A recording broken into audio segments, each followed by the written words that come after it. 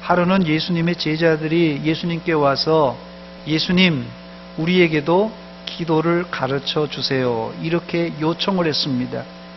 이 이야기의 시작은 세례 요한의 제자들이 세례 요한에게 기도를 배운 것이 발단이 되었습니다. 누가복음 11장 1절 말씀입니다. 주여, 요한이 자기 제자들에게 기도를 가르친 것 같이 우리에게도 가르쳐 주옵소서. 제자들이 예수님께 어떻게 하면 설교를 잘할 수 있습니까? 어떻게 하면 귀신을 잘 쫓아낼 수 있습니까? 이런 거 물어보지 않고 기도를 가르쳐 달라고 요청한 것은 우리가 눈여겨봐야 될 대목입니다. 여기서 우리는 기도란 저절로 되는 것이 아니라 배워야 한다는 사실을 알 수 있습니다. 기도는 말이기 때문에 말 나오는 대로 기도하면 된다고 생각하는 사람이 있는데 절반은 맞고 절반은 틀린 말입니다. 사실 아이들이 말을 저절로 배워서 할 수 있습니까? 저절로가 아니라 반드시 부모나 어른들에게 그 소리를 듣고, 다른 말로는 말을 배워서 아이들이 말을 하는 것입니다. 여러분 혹시 늑대 소년 이야기를 아십니까?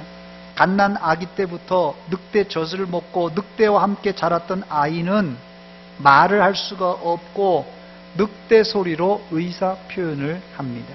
그렇습니다. 어린 아이들은 나름대로는 1년 동안 어른들이 하는 소리를 귀담아 듣고 있다가 어느 순간 돌이 되면은 이제 말문이 트여서 엄마, 아빠, 할머니, 할아버지, 할머니, 할아버지도 못하죠. 할비, 할미, 이렇게 발음을 합니다. 그러므로 기도는 제대로 배워야 합니다. 생각보다도 한국 교회 안에 기도 신학이 잘못된 경우가 많은데 무속 신앙과 신비주의적인 요소가 깔려 있기 때문에 그렇습니다.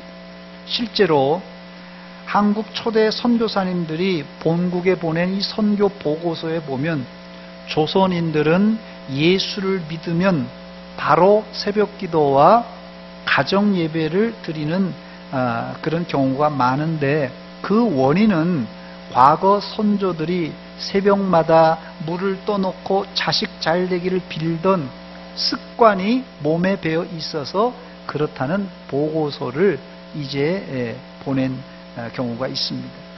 그러나 이것은 긍정적인 면도 있지만 부정적인 면도 없지 않아 있습니다. 그 부정적인 요소가 뭐냐면요, 한국 성도들의 기도 안에 무속과 신비주의적인 내용이 담겨져 있다는 말입니다. 그런데 이런 문제는 우리나라와 이 시대만의 문제가 아니라 예수님께서 활동하셨던 2000년 전에도 이런 문제는 있었습니다. 그래서 예수님은 엉터리 기도를 하는 바리새인들을 호되게 책망하시면서 기도를 가르쳐 달라는 제자들에게 이렇게 말씀하셨습니다. 마태복음 6장 5절과 7절입니다. 또 너희가 기도할 때 외식하는 자와 같이 하지 말라. 그들은 사람에게 보이려고 회당과 큰 거리 어귀에 서서 기도하기를 좋아하느니라. 내가 진실로 너희에게 이르노니 그들은 자기 상을 이미 받았느니라. 또 기도할 때 이방인과 같이 중언부언하지 말라. 그들은 말을 많이 하여야 들으실 줄을 생각하느니라 했습니다. 바리새인들의 기도를 요약하면 외식하는 기도인데, 외식하는 기도는 한마디로 말해서 하나님이 아니라 사람들에게 보이려는 기도입니다. 그들은 회당과 큰 거리 어귀에서 기도하고 또 기도를 하면 아주 청산유수처럼 줄줄줄 잘했습니다. 누가복음 18장에 보면은 하나님은 이렇게 외식하며 기도하는 바리새인의 기도는 듣지 않으시고 가슴을 치며 회개하는 세리의 기도는 응답해 주셨습니다. 그래서 예수님은 제자들에게 기도는 이렇게 하라고 표준 기도문을 그들에게 가르쳐 주셨습니다. 마태복음 6장 9절로 13절 말씀인데요. 우리 한 목소리로 같이 읽어보겠습니다. 시작. 그러므로 너희는 이렇게 기도하라. 하늘에 계신 우리 아버지여, 이름이 거룩히 여김을 받으시오며 나라가 임하시오며 뜻이 하늘에서 이루어진 것 같이 땅에서도 이루어지이다.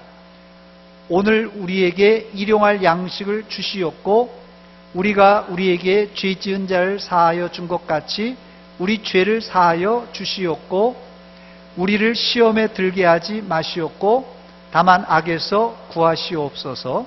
나라와 권세와 영광이 아버지께 영원히 있사옵나이다. 아멘. 주님 가르쳐 주신 기도, 주기도문이라는 겁니다. 저를 한번 따라서 하시기 바랍니다. 기도하려면 제대로 합시다.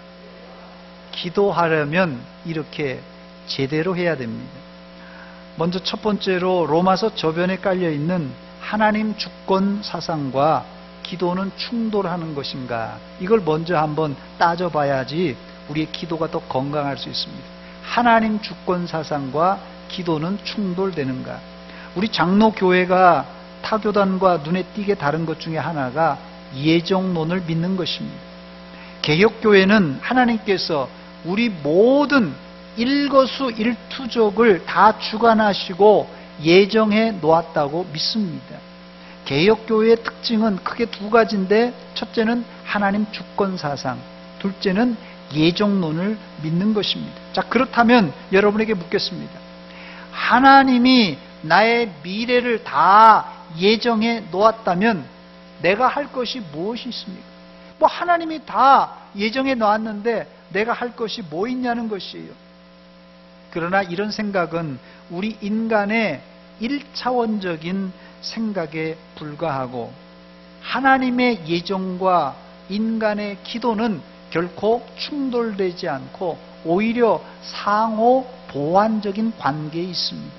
한마디로 말해서 하나님의 계획 안에는 우리가 기도하는 것조차도 들어있고, 우리의 기도는 하나님의 예정을 확고하게 만드는 증거물이 된다는 말입니다. 이 말을 뒤집어 놓고 생각하면, 우리가 전혀 기도하지 않는다면 우리는 하나님의 예정 안에 들지 않는 사람일 수 있다는 간접적인 증거가 될 수 있다는 말입니다.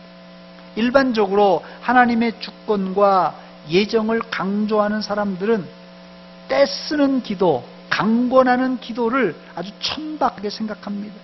하나님이 예정해 놓았다면 뭐 때를 안 써도 하나님이 어련히 알아서 이루어 주실까? 또 하나님이 예정을 안 해놨다면 아무리 때를 써도 그건 응답을 못 받을 거 아니냐 하면서 기도 무용론을 주장합니다. 그러나 이런 생각은 전혀 성경적인 생각이 아닙니다. 종교개혁자들 중에 특히 캘빈은 약복강가에서의 야곱의 떼쓰는 기도, 천사를 붙들고 울부짖으면서 매달렸던 그 떼쓰는 기도를 문자 그대로 받아들였을 뿐 아니라 그런 기도를 장려했습니다.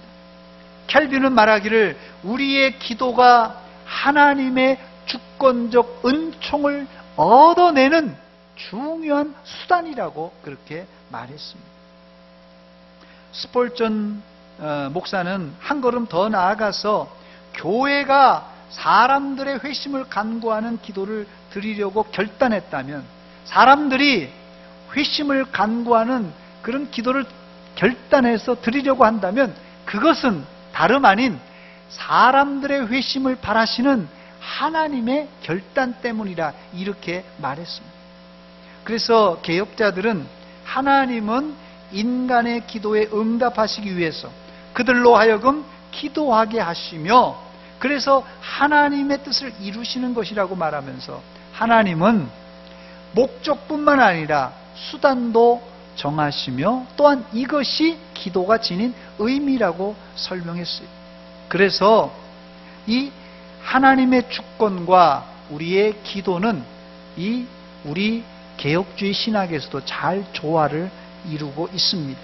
여러분, 이제 왜 우리가 열심을 품고 때를 쓰면서까지라도 기도를 열심히 해야 되는 이유를 확실히 아셨습니까? 하나님의 주권, 예정과 이 기도는 뗄래야 뗄 수 없는 불가분의 관계입니다.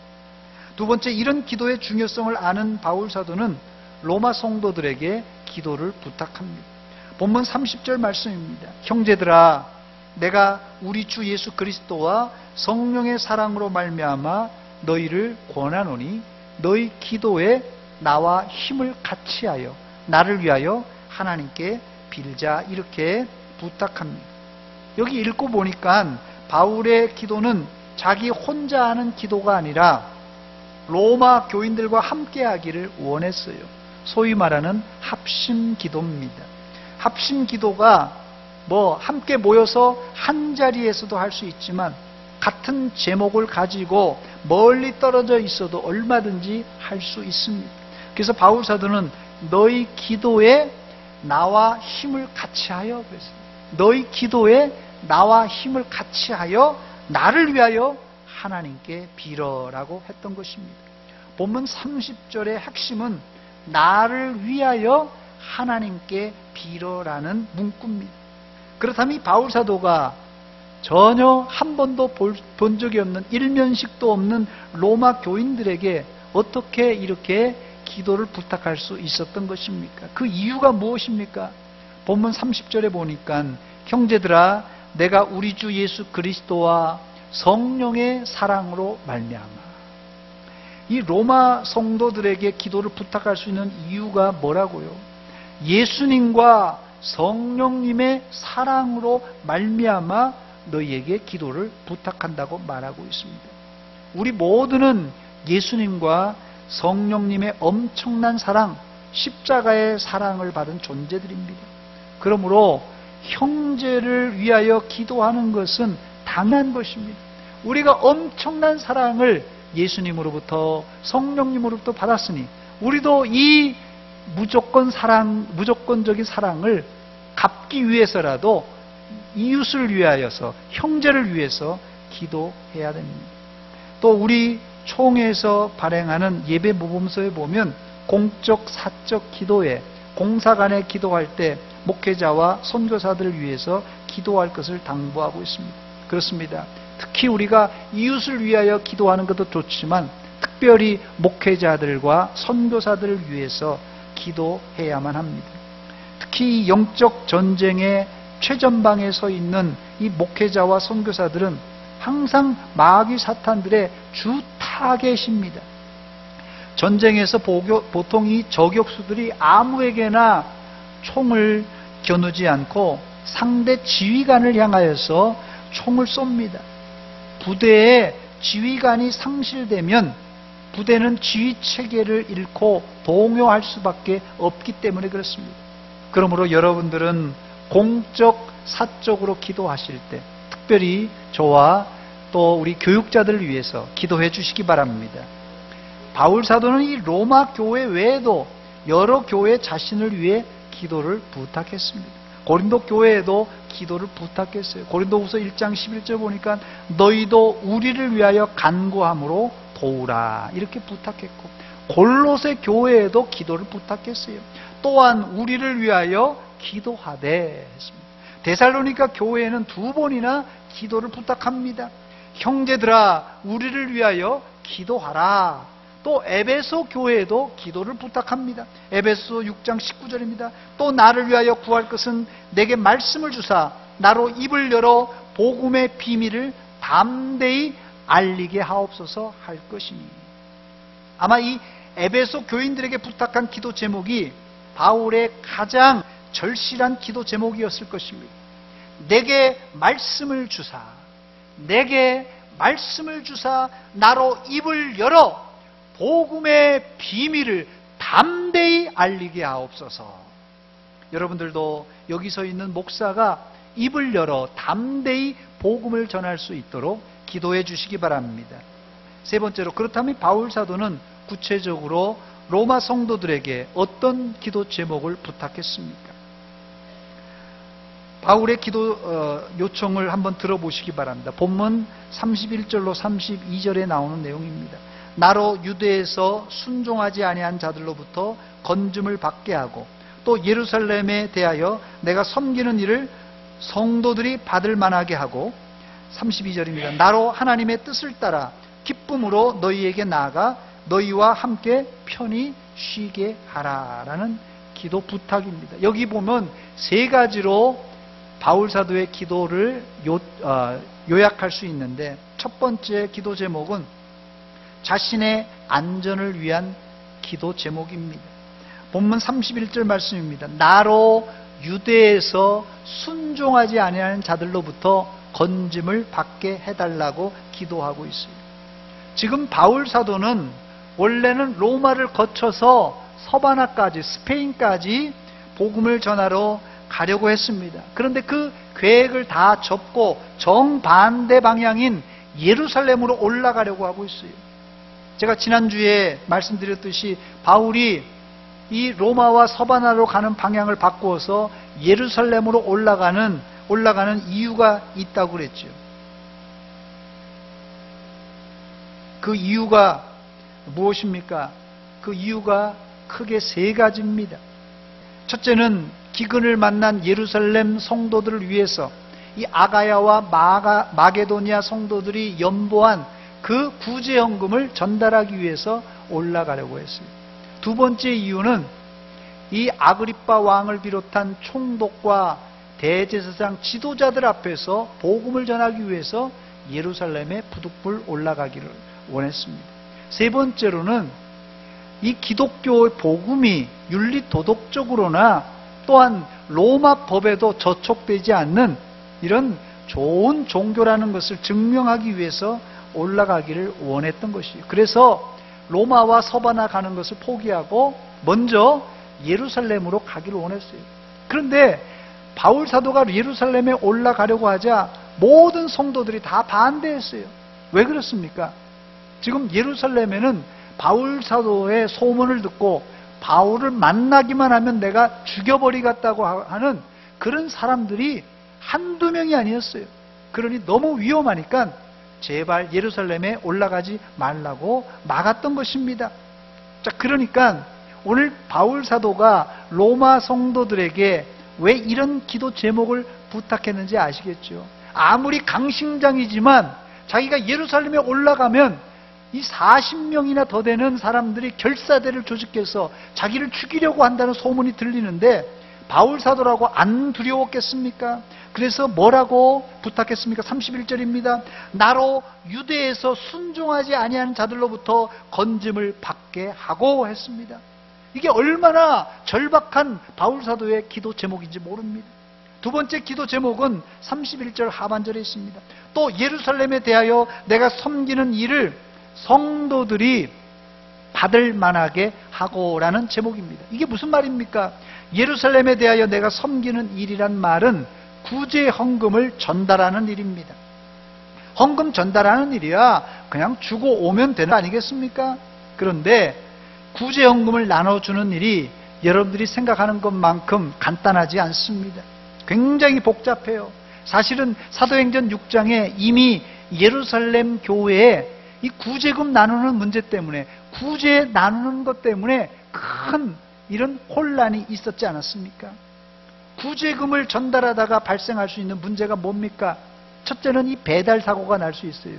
전달하러 가는 사람이, 바울 사도는 그럴 일이 없겠지만은 사적인 그런 사사로운 욕심을 채우기 위해서 구제금을 슬쩍 중간에 빼돌릴 수도 있고, 아니면 먼 거리를 가려기 때문에 도적들을 만나든지 강도를 만나서 돈을 빼앗길 경우가 있습니다. 창피한 문제지만 우리 총회에서도 구제금을 나누는 일 때문에 총회가 발칵 뒤집힌 적이 한두 번이 아닙니다. 그래서 이 구제금을 잘 전달할 수 있도록 기도 부탁했던 것입니다. 두 번째는 이 받는 입장에서도 자존심을 건드릴 수가 있어요. 유대인들이 누굽니까, 여러분? 유대인들이 자존심이 아주 강한 민족입니다. 그런데 이방인들이 모금한 그 헌금을 섣불리 구제금으로 주었다가는 그들의 자존심을 건드릴 수 있다는 말입니다. 그래서 바울 사도가 로마 성도들에게 뭐라고 부탁한다고요? 내가 가지고 가는 구제 헌금이 예루살렘 성도들이 기쁘게 받을 수 있도록 너희들이 기도해달라. 이게 두 번째 기도 제목입니다. 세 번째 기도 제목은 예루살렘에서 섬기는 사역을 잘 마치고 로마에 가서 너희를 만나 너희와 기쁨으로 교제하며 안식할 수 있도록 부탁하는 기도 제목입니다. 사실은 로마 성도들에게는 이게 가장 밀접한 그런 기도 제목일 거예요.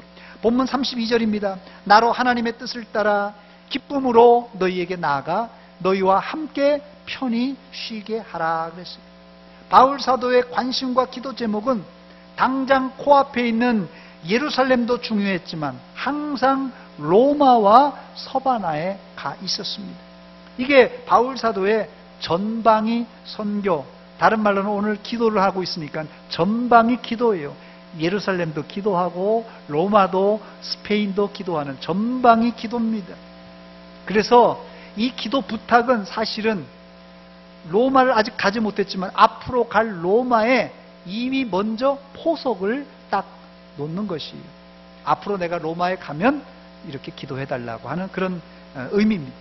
네 번째로 바울 사도는 하나님의 뜻에 따라 선교를 했습니다.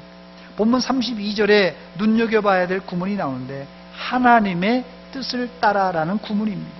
주의 뜻, 하나님의 뜻은 바울 사도의 단골로 쓰는 그런 단어입니다.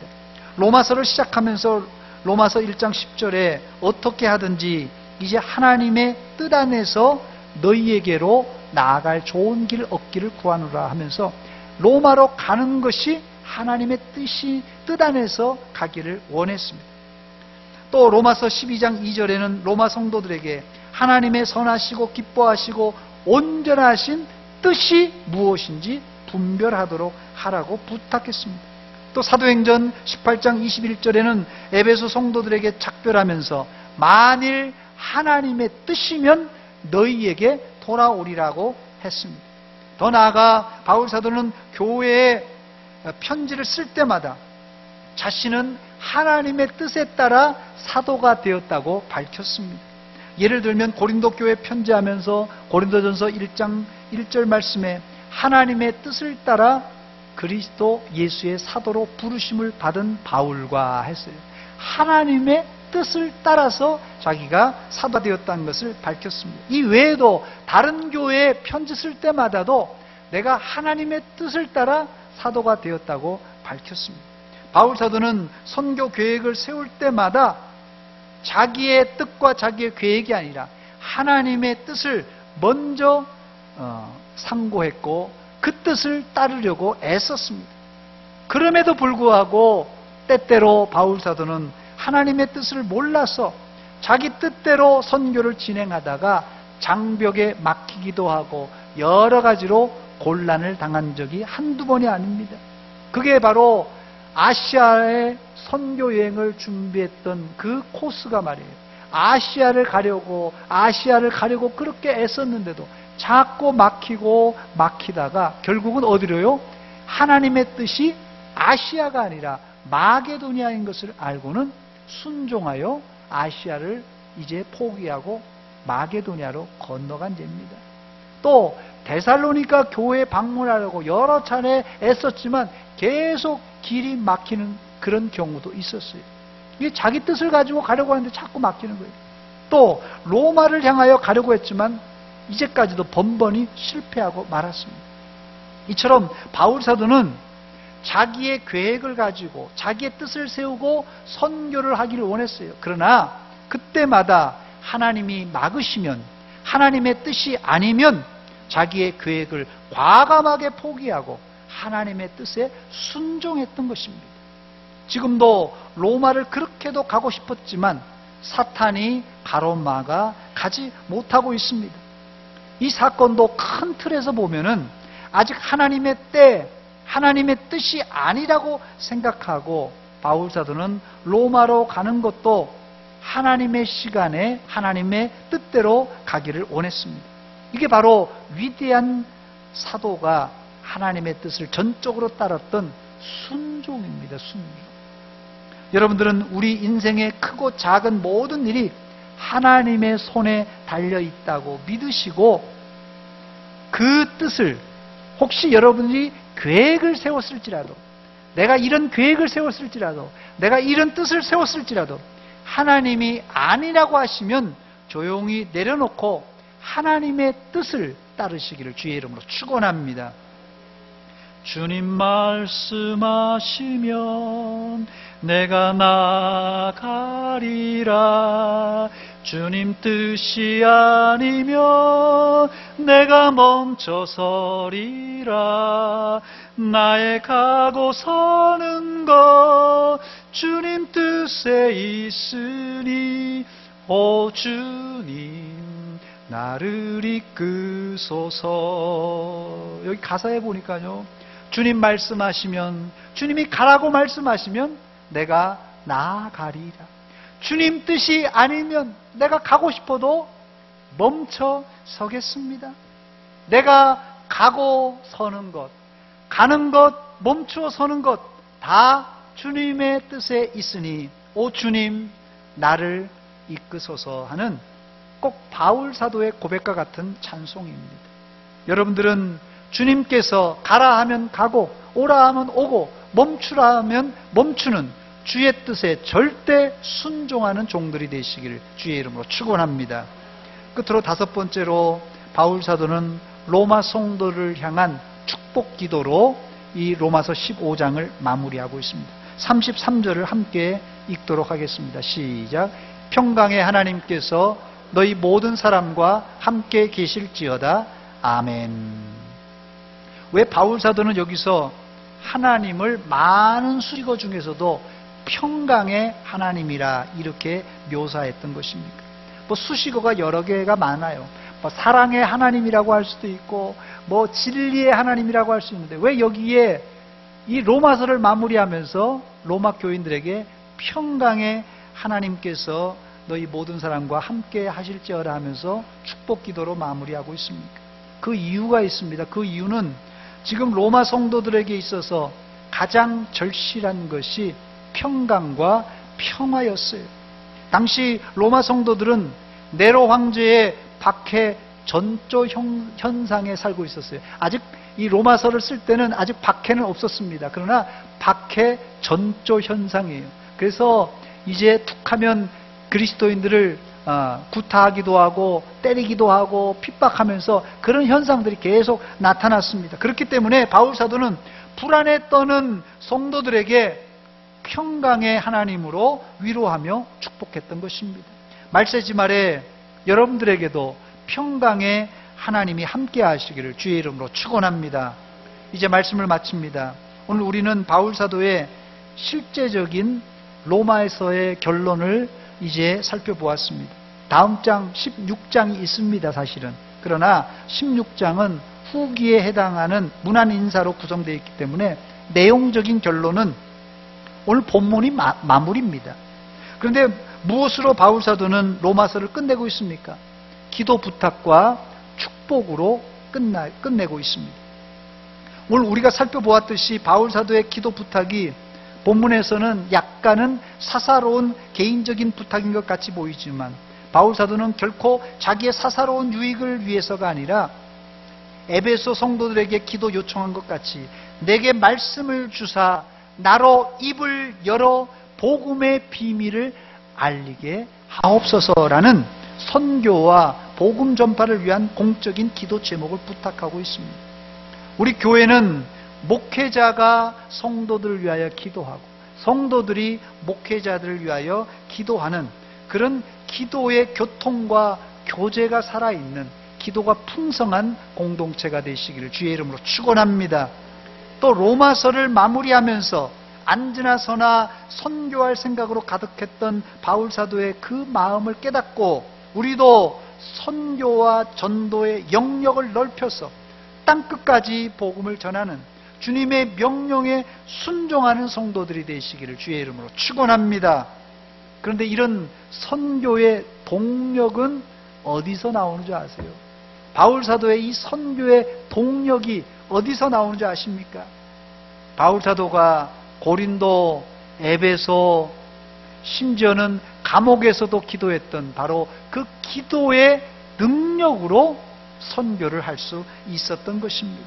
여러분들은 여러분들이 하고자 하는 일 때문이라도 기도해야 되겠죠. 내가 이런 계획 저런 계획이 있어서 기도해야 되겠죠. 그러나 더 중요한 것은 하나님의 사역을 위해서 열심으로 기도하시기 바랍니다. 그게 바로 하나님의 뜻을 이루는 방법입니다. 또한 기도하려면 오늘 앞에서 서론에서 살펴보았듯이 기도하려면 제대로 해야 됩니다. 그냥 무속적인 기복적인 신앙으로 기도해서는 안 되고 기도하려면 제대로 해야 됩니다. 저를 한번 따라서 하시기 바랍니다. 제대로 기도합시다. 제대로 기도합시다. 같이 기도하겠습니다. 한번 기도할 때 이 시간, 하나님, 혹이라도 여름이라서 우리의 기도 생활이 게으르지 않습니까? 쉬지 말고 기도하라는 주님의 명령에 따라서 우리가 기도에 열심을 내게 하시고 하나님 앞에 강권하며 떼쓰며 기도하는 그 열심을 내는 기도에 불이 붙게 하여 주시옵소서. 기도하시고 또한 목회자와 선교사를 위해서 주의 종들을 위해서 기도하여 복음이 땅끝까지 왕성하게 증거될 수 있도록 기도하시고 또 나도 복음을 증거할 수 있는 능력을 달라고 한 목소리로 같이 기도하겠습니다. 하나님 아버지, 은혜와 사랑 감사드립니다. 아버지,